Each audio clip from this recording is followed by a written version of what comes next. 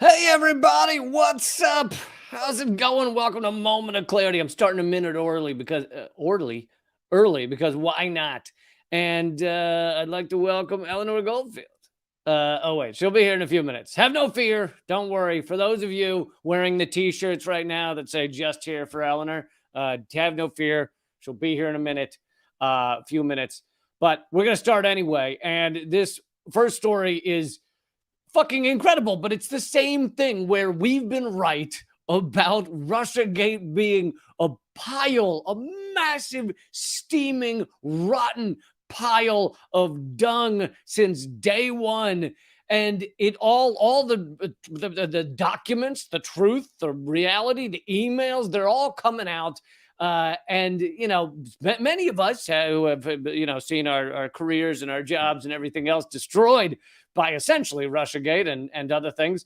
But same idea, that type neo-McCarthyism, the new Cold War, all of us like that are going, that's funny. We've been saying this for a long time. And sure enough, here is yet more proof. I did an episode similar to this the other day that was based on other proof on a different area of Russiagate. But so let's see here. I want to get started. So in order to understand what's been revealed, and I did call it a leak because although this is part of Twitter files, which is coming from Elon Musk through various journalists such as Matt Taibbi, it is essentially a leak. It's just a leak by the guy that now owns Twitter, by the fucking sociopathic billionaire who now owns Twitter. He happens to be leaking this information to us. So these are internal emails at Twitter that are revealing something else. And I know the beginning of this may sound similar to a live stream I did like a week ago, but just wait, just hang in there. This is new information that just came out today.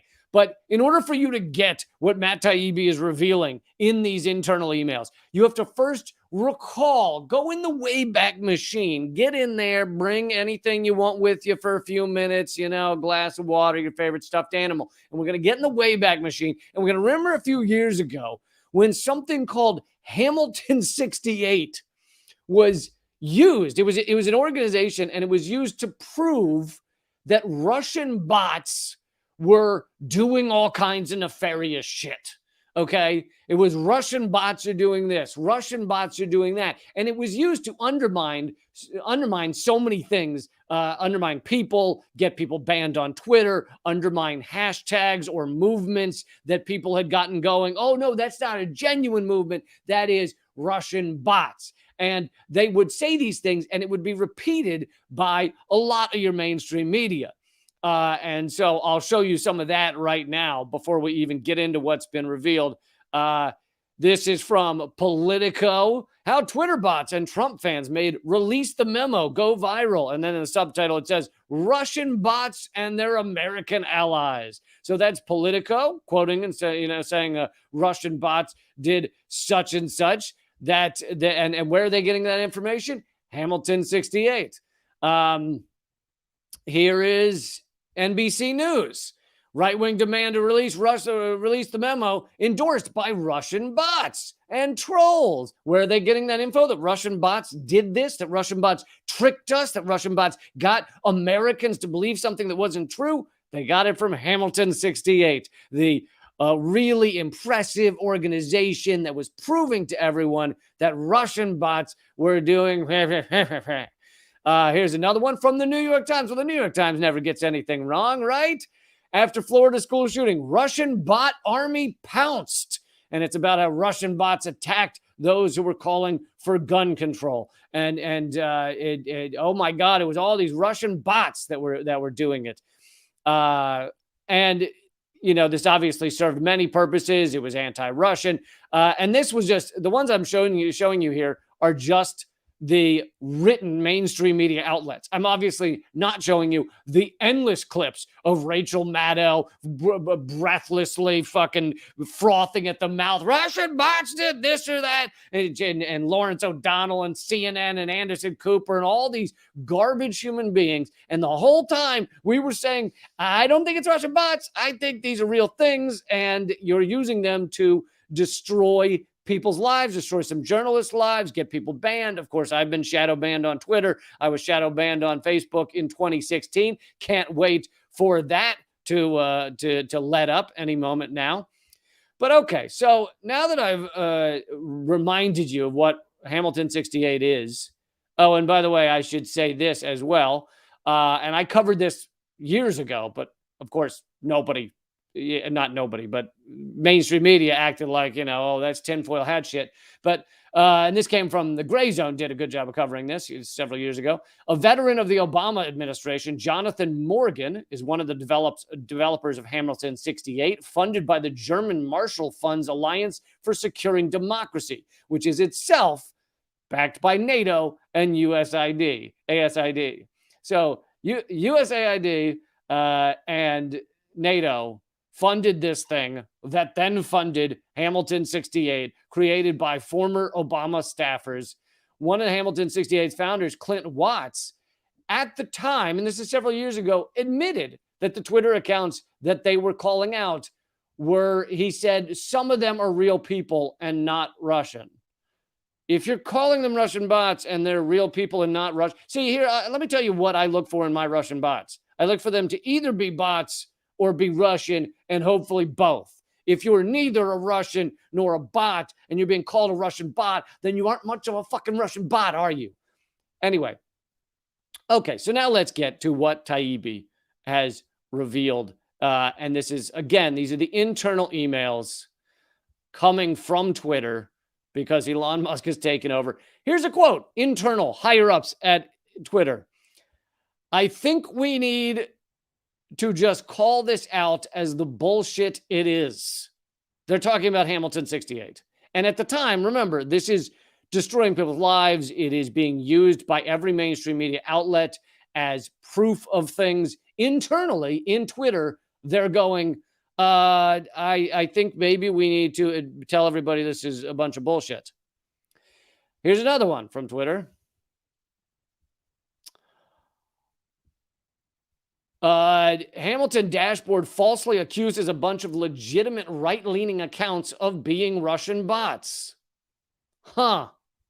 That sounds like they're not really Russian bots. Here's another internal line from Twitter. Hi, this is Yoel Roth. So he's the head of trust was the head of trust and safety at Twitter. He said virtually any conclusion drawn from Hamilton 68 will take conversations in conservative circles on Twitter and accuse them of being Russian. Now, even though in the internal documentation they say, oh, it's maligning and harming conservatives and right-wingers. Yes, it was doing a lot of that, but it was also harming and maligning anyone who was left-wing and anti-war, anyone who didn't want to see neo-McCarthyism because they knew how much it would harm our nation and harm people and harm journalism and harm freedom of speech. So Taibbi then says, these are quotes from Twitter executives about Hamilton 68, a digital dashboard that claimed to track Russian influence. The dashboard was headed by former FBI counterintelligence official Clint Watts, funded by a neoliberal think tank, the Alliance for Securing Democracy. And he then says news outlets for years cited Watts and Hamilton 68 when claiming Russian bots were amplifying an endless parade of social media causes against strikes in Syria or support of Fox News host Laura Ingraham, the campaigns of both Donald Trump and Bernie Sanders. So these are not just right wing. They were saying it of support of Bernie Sanders. They were saying it of those who doubted the chemical attacks in Syria, which we now have proof from 4 OPCW whistleblowers who did not happen or were faked. So all of us were speaking the truth. We're being maligned in a variety of ways. It wasn't all coming from Hamilton 68, but much of it was mainstream media going, oh, Hamilton 68 tells us that these are bots.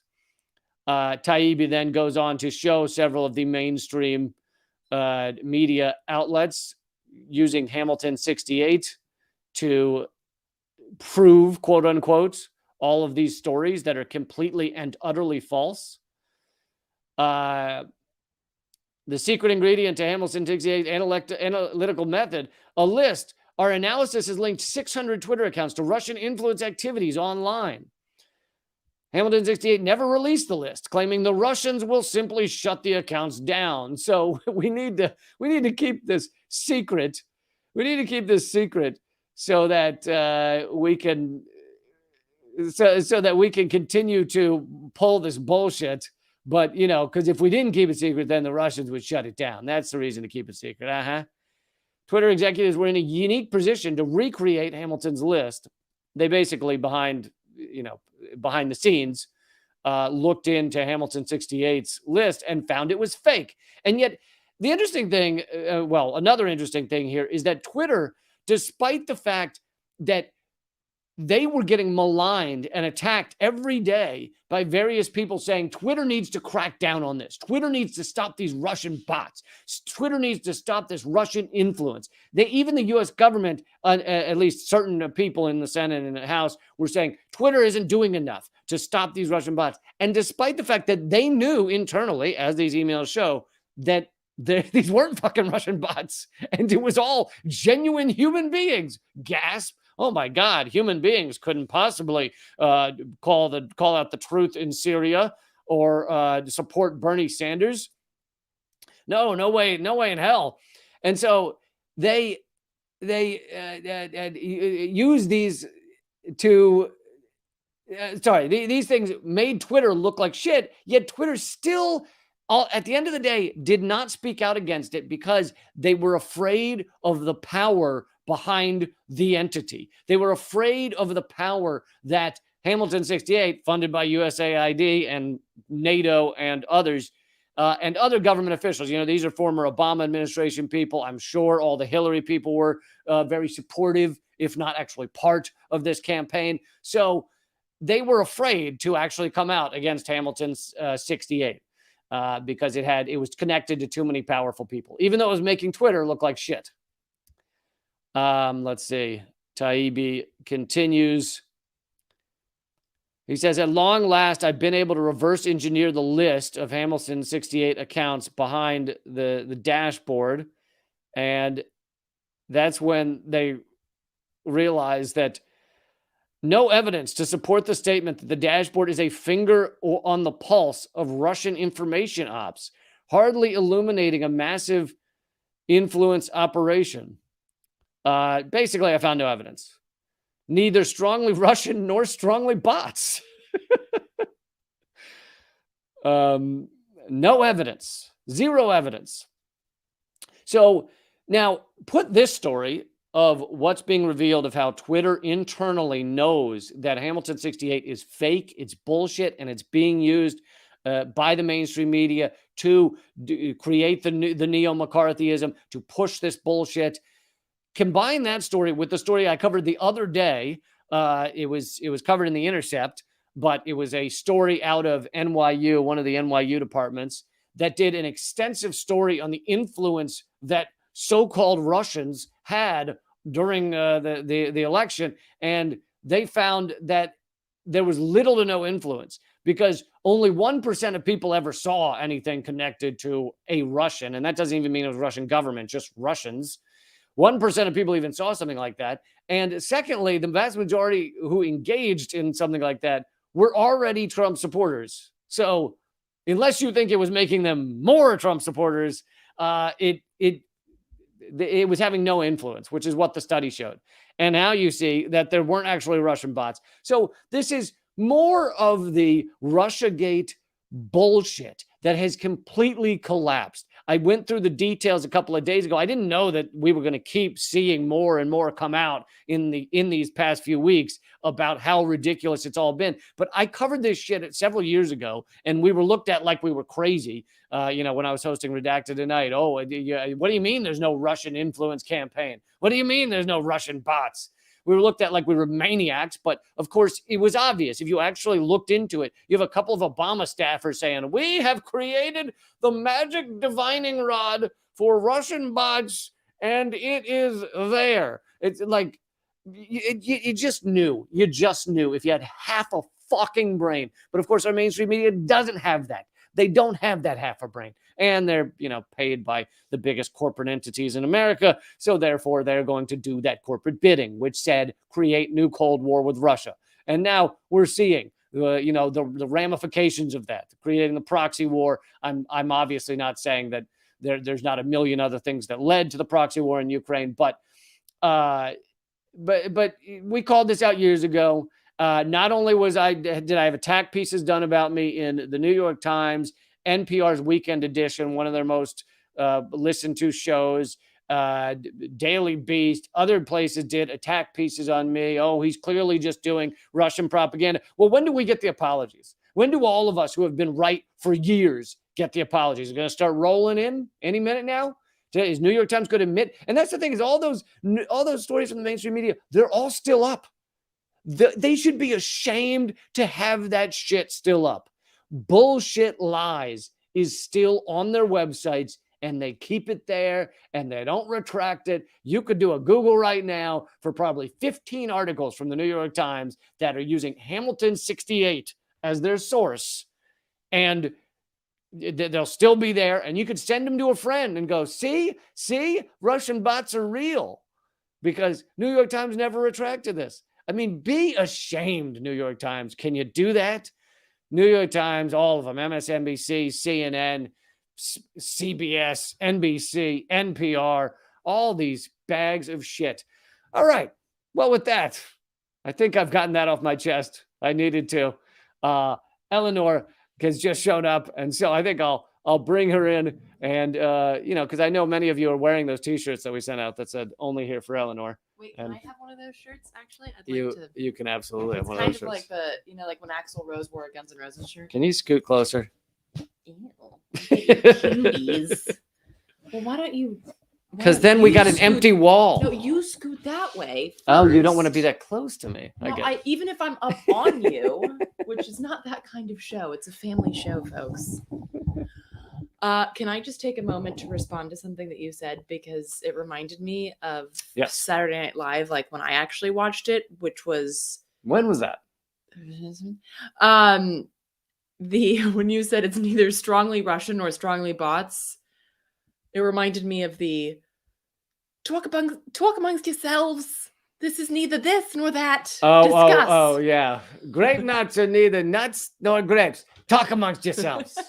Yeah, was that I don't know, but it was like I think it was a Mike Myers character, and she said a lot of Yiddish, a lot of kvetching and stuff. Sounds exactly like my aunt. I'm by the way. schwitzing here. Yeah. Talk amongst yourself. Sometimes I have actually used that pattern of phrase. I don't do the voice or nothing, and they're my own lines, so I don't want you to think I'm stealing the Mike Myers sketch. But sometimes when I'm cutting off the other streams on this, when we go to rumble.com and I cut off like Facebook and everything, during the 12 seconds, sometimes I'll say, all right, just take a second, talk amongst yourselves, and I'll give a line, like, I thought anteaters were the only animals named after the thing they eat. And then I remembered the cockatoo, the whore of the bird kingdom. And that's not and I like to add, that's not an anti-woman like a joke. Cock or two. Well, I like to add, that's not an anti-woman joke, because I didn't say whether it was male or female. Anybody can. Let me finish the line. I say even the male cockatoos might like a cockatoo. So I'll do that sometimes. A coffee talk, it was called. Someone had the answer. Coffee talk. Thank you. Which I think there is a podcast called Coffee Talk now, and it's like an anarchist podcast. Bastards! Which is an interesting spin. They stole. What was that? I don't remember who said this, but good artists borrow, great artists steal. I believe he actually stole that line from Aristotle, who stole it from Plato. Actually, yes, you are a lot. I didn't give the other topics we'll be talking about, so I might as well do that now. We have information coming up on the fight in Atlanta over Cop City, that horror show.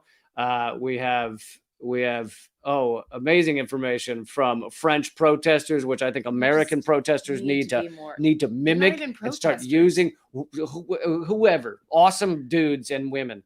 Sorry, I'm shaking the table, but I'm trying to get comfortable. Usually I get comfortable before we start. Let's pretend. But now I don't have. I can't. I don't have that option. So now I'm like just trying to get. All right. Well, I'll just wait here while you do your earthquake. It's just scenario. Like, So we're coming in that, and we will likely get to even more. Israel massacre in Israel. Let's get into it. I mean, it's some serious shit. Balzac is the one who said that good artists borrow, great artists steal. Ah, Balzac. I'm sure you have a joke about this. Let's hear it. Come on. About his name? Yeah. Well, it says he's de Balzac, which means of Balzac. That's your joke? He is. It's just the honor of Balzac.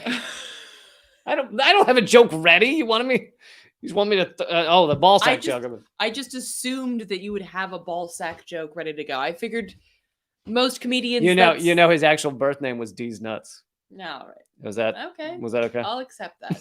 That is acceptable. Can we move on? I wish we would. It's funny because we have a lot of very serious topics to get to yet. I feel you were the one who brought the comedy this time. All right. Let's start with Stephen Donziger. Many of you know. You've had him on your show a few times. I've interviewed him a few times.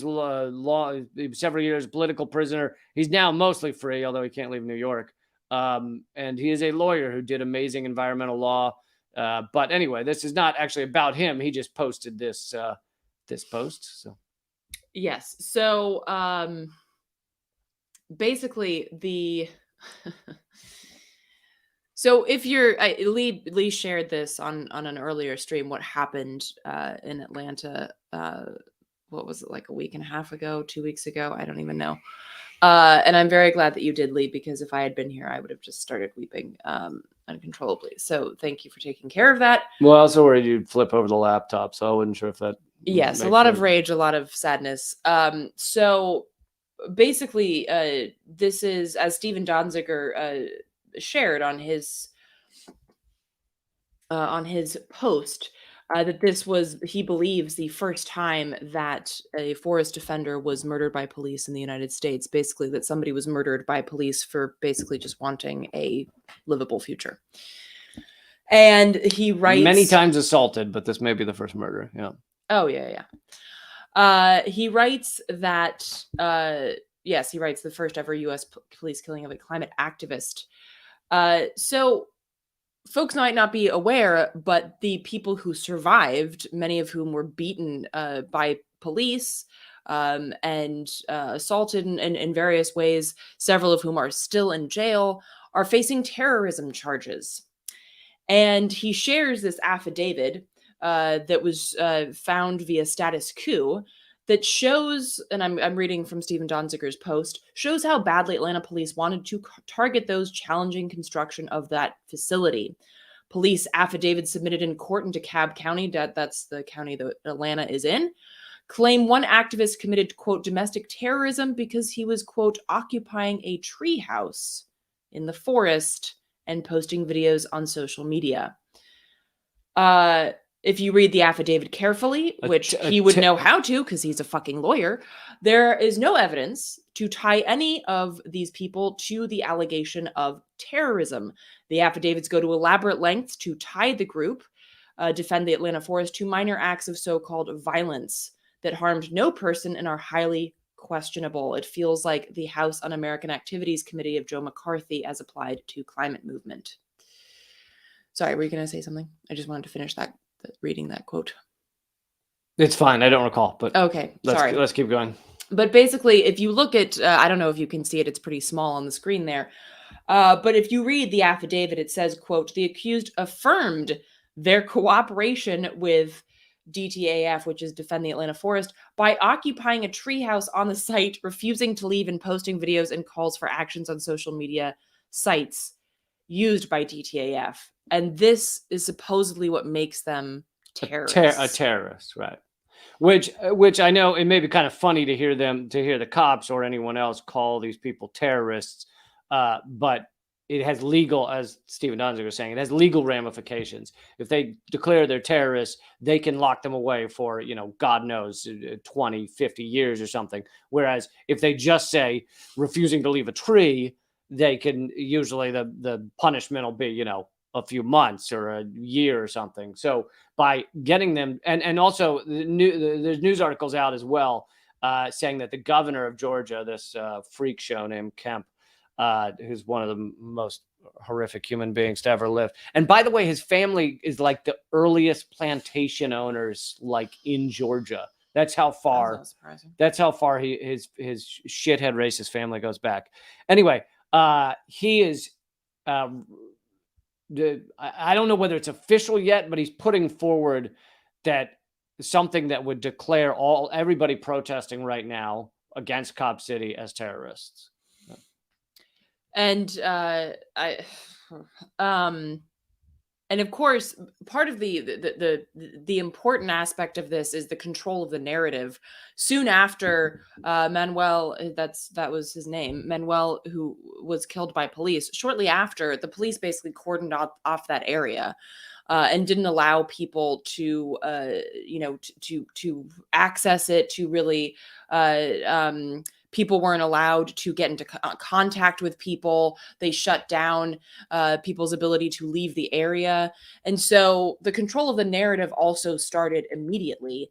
And this is because, as folks might be aware of, cops are legally allowed to lie, and they do this constantly, whether that be to the media, whether that be to your face if you're being questioned by police.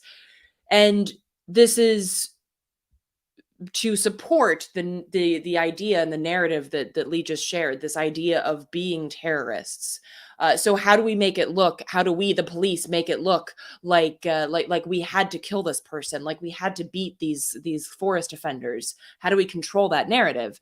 And Stephen Donziger also shared yesterday that the Georgia police lied in a sworn court affidavit claiming climate protesters were designated as violent extremists by the DHS, by the Department of Homeland Security, which the agency then confirmed to the Washington Post is bullshit.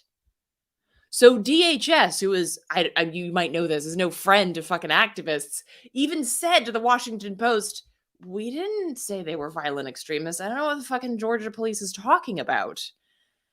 And yet Georgia police are going around telling people, well, they were labeled violent extremists by DHS, which in that case would give them, basically a green light to be this violent, right? Because they're basically making it sound like they're up against, like fucking KKK or some shit, which ironically they never go up against violently. So, but so this is the kind of shit that's going on. And well, you've pulled up the next point here. The National Guard. Yeah, Brian Kemp, like I said, shithead, who is governor of Georgia. By the way, he's governor of Georgia because he purged millions in various ways, but at least 1 million black people from the rolls to make sure black people could not vote. And that's how he was able to win governor of Georgia. Anyway, he is declared, he's declared this a state of emergency because I don't know why, but apparently it upset people that a peaceful forest offender had been murdered by police for being in a treehouse. And so thousands more came out. And then he declared a state of emergency, which got the National Guard involved in this, So. Yeah. Also, if folks are able to support in any way, it does not have to be financial. They're asking people to write letters to the folks who are currently being held in jail. So you can check out, I just shared it on my Instagram story at Radical Eleanor, but you can also just go to Defend Atlanta Forest on Instagram, on Twitter, and you can find ways to support. And I wanted to, can you share that screenshot? Yes, can. So I really love this screenshot. Can you go to the actual shot so I can see it? Yep. Thank you. Sorry, 1 second. Can't always get all these things straight. So this was a picture that was taken at the border. It reads, no, it's Instagram. I know how much you love Instagram. Oh, almost nothing makes me as angry as Instagram. So for folks listening, I always feel like a 90-year-old yelling at his VCR. Why is the clock still blinking? But Nope. Now Can't you do know it. how your parents Never felt, will. okay? I think they intentionally made it just a shit fest. Love it. Like it's the least user friendly thing that's ever existed because I think that kept it cool with the kids. They were like, my mom doesn't get it because she doesn't spend 13 hours a day on it, so it doesn't make sense to her. Yeah, all right, go fuck yourself, teenager. Anyway, You tell him. Am I yelling at the kids on my lawn now? We have a lawn? No, I don't have a lawn. So for folks listening, this is an image that was taken by a photographer named Ryan. His Instagram is at Ryan Vizions, Vizzions. If you want to take a look at it, and it's a picture of a protester standing on, which we covered this story, the storage containers at the border. Yes, we did. Literally, Governor Arizona just put illegally put storage containers like in a national forest to try and build a quote unquote border wall, which obviously, as this man is showing in this picture, you can fucking climb right. pretty easily to try and build his own wall, which is it's so hard to get over. Impossible. Anyway, so it's a picture of a protester standing on these storage containers, and a sign underneath him reads, "From Cop City in Atlanta to the border wall in Arizona, the state destroys the land to haunt and destroy human lives. Freedom thrives in their defeat."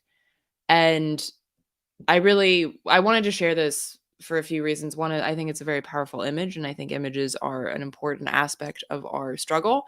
I also think that it is important to recognize how much solidarity there is. I've seen images really from everywhere, from coal mines and from people fighting coal mines in Germany, obviously to here at the border in Arizona.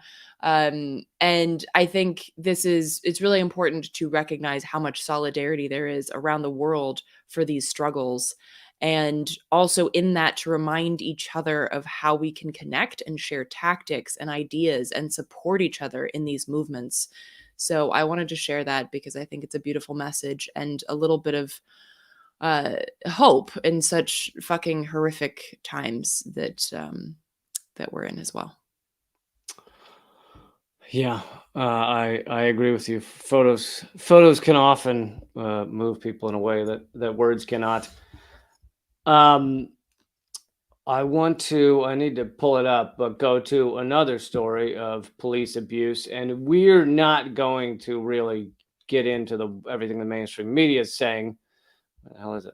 Because you know that already. Is this it? Well, so I can basically say neither Lee or I do trauma porn.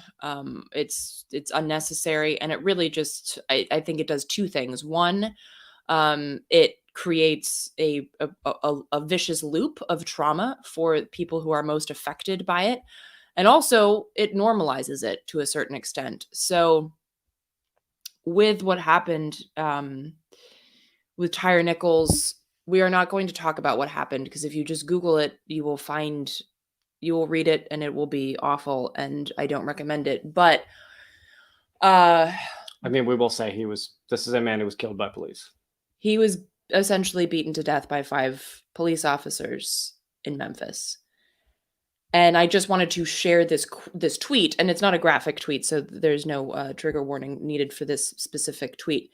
It is a Twitter account at Kalonji Changa, who shares, and I found this person through Jackie Lookman.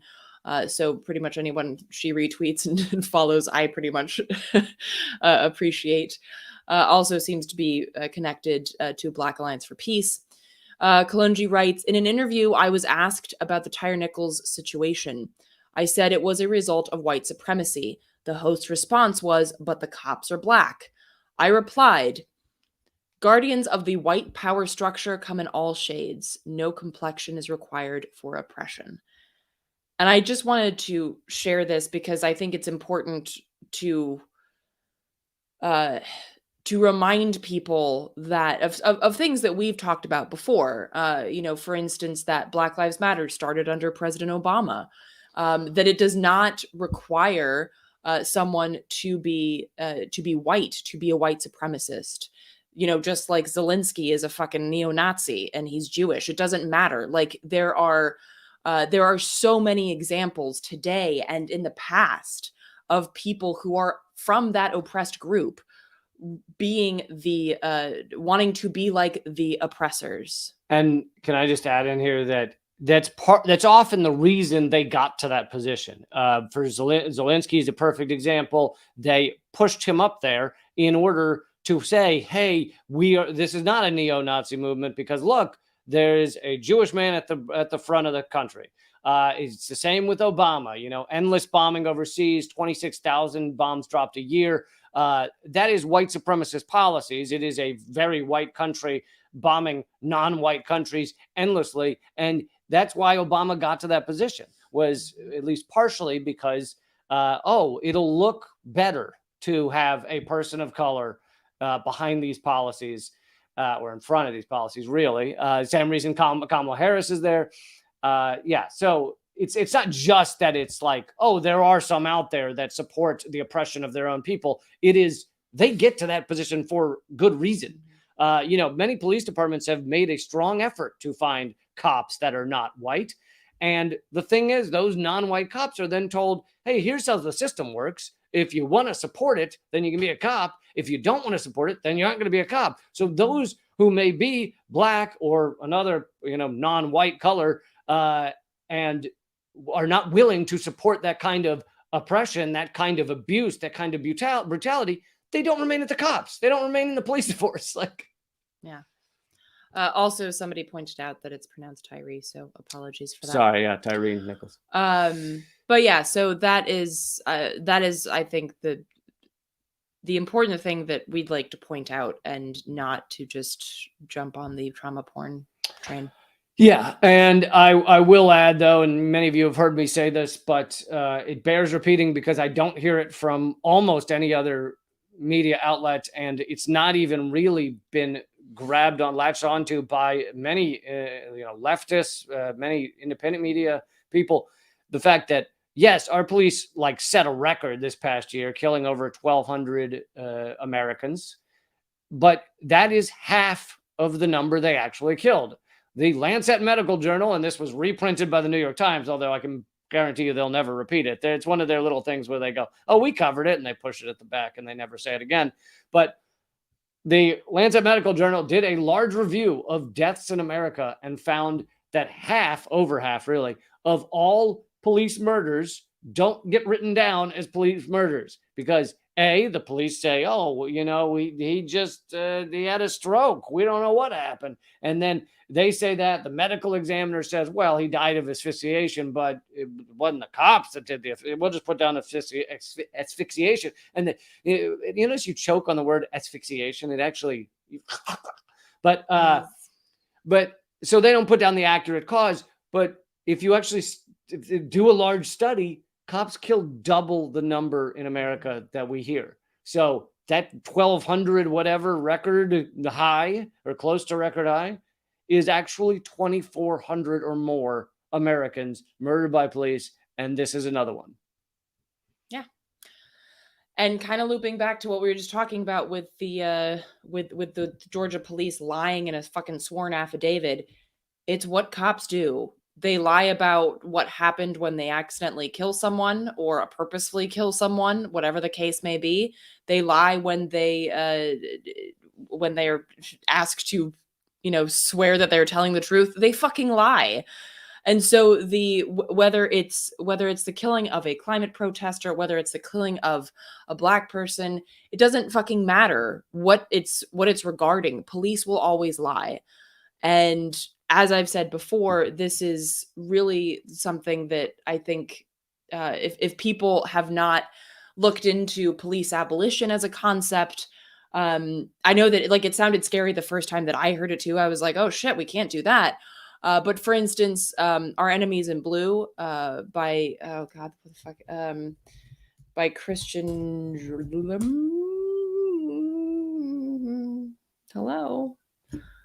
Christian Williams is a really powerful book that talks about the history and the present and the future of policing in the United States. And really pushes us to question why we have police, what they're actually for, and would we actually want that in any kind of system that it would be based on freedom and justice? And quite simply, the answer is no. And when we say, and when I say we, I mean folks who say things like ACAB and believe in abolition. When we say ACAB, all cops are bastards, we mean that as an institution, when you put on that uniform, you are putting on the uniform of the servers and protectors of a racist, genocidal, capitalist, imperialist system. And there's no way of getting around that. As Lee already pointed out, if you try to do something different, you don't end up being a cop anymore. That is what ACAB means. It means that as an institution, there is nothing that can be done to save or reform this. It is rotten to the absolute core of its existence. And the only way to ensure that people can be free and that justice can be served is to abolish it as an institution.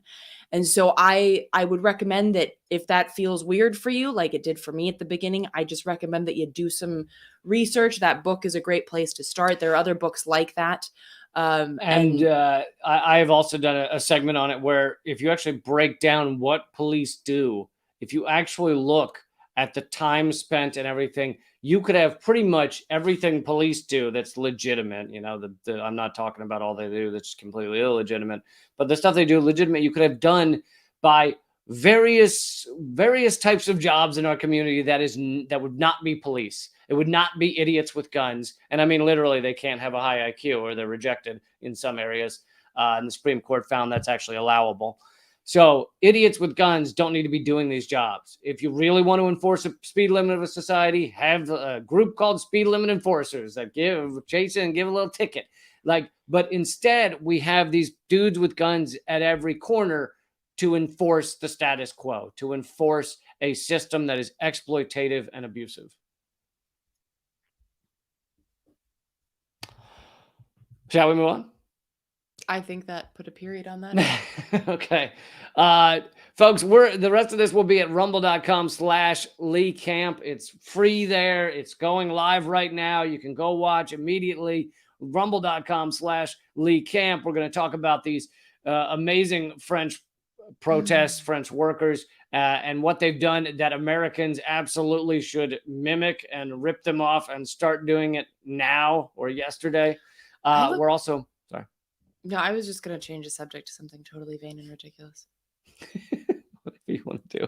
I just look so tired. Do I look like this in real life? Or is it just because that light? I feel like that light, the ring light is not doing me any favors right now. I just feel like it's super bright and like I can't. Oh. There, how's that?